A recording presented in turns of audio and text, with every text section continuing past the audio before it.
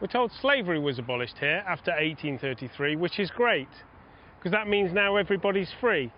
Slaves had to do back-breaking work in factories and in the fields, or the houses of the rich people, cleaning and cooking meals. And thankfully, nothing like that could ever happen here today.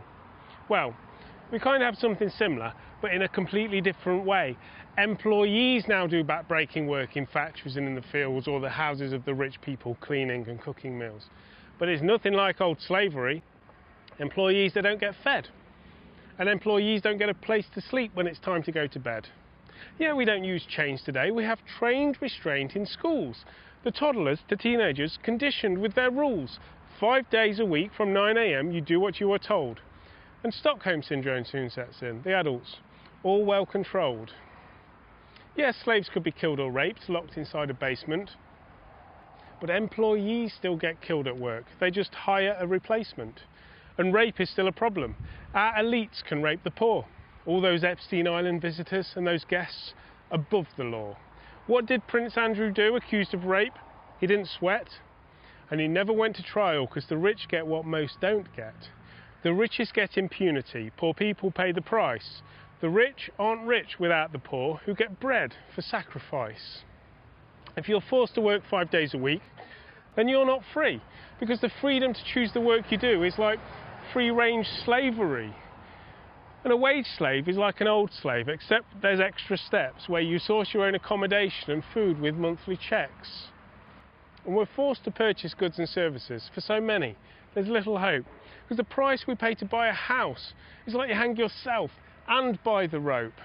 And if you try and beat the system, build a free home in the wood, you could be arrested. Their enslavement is that good. It's illegal to go hunting or grow food inside our parks in this brave new Orwellian nightmare world designed by oligarchs. And you could argue it's not slavery, yet everyone must obey. All the corporations that employ you control what you do and say. How's it not slavery to own the profit of what the whole factory makes when the poor workforce are forced to work for peanuts without breaks? They trap us in this rat race hole by golden handcuffs you can't see. And I'm trapped in it too. I work as an extra in film and TV, and I get paid nothing compared to what TV show bosses get. As a poet, I make no money. I'm homeless with lots of debt. I used to work in a food truck for a racist, selfish, lying shit. He would argue he was poor, yet on a scale of where we all sit, the bosses are on one side and the workforce way over there, and the balance isn't equal. The pay distribution isn't fair. The workers do most of the work, the owners get most of the cash. The richest people in society make more sitting on their ass than the people doing real work, the nurses, 9-to-5ers, doing all the stuff we need to do, the bin men, farmers, drivers. As money passes up the classes to the parasite elite, they treat the masses like their assets. They'll sell your asses on Wall Street. And inequality keeps growing, with money flowing to corporate pricks. They bribe the lying politician dicks. And we know they're dirty money-making tricks. They constructed legal fictions that let them own the work you do. But remember, you are free, if only free to say, fuck you. I'm not going to work today.